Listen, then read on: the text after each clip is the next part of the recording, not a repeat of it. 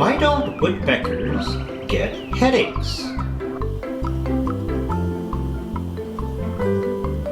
Woodpeckers include about 180 species of birds.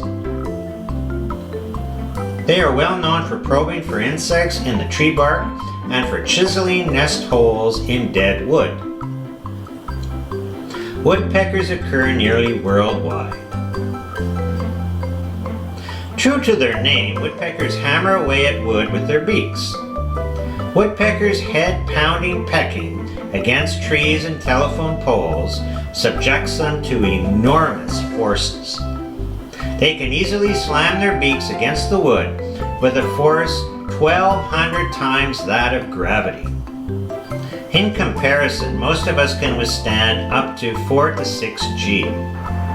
Fighter pilots can manage up to about 9 G for a second or two, but sustained G forces of even 6 G would be fatal.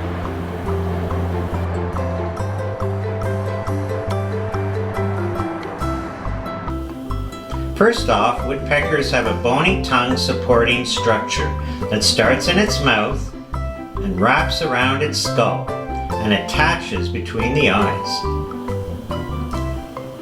This is called a hyoid. It acts similar to a seatbelt around the brain. The hyoid absorbs some of the energy from the collision with the tree. There are also plate-like bones with a spongy structure at different points in the skull that help distribute the force, thereby protecting their brain. Also, woodpeckers slightly turn their heads as they peck, which influences how forces are transmitted. The upper and lower halves of their beaks are uneven, and as force is transmitted from the tip of the beak into the bone, this asymmetry lowers the load to the brain.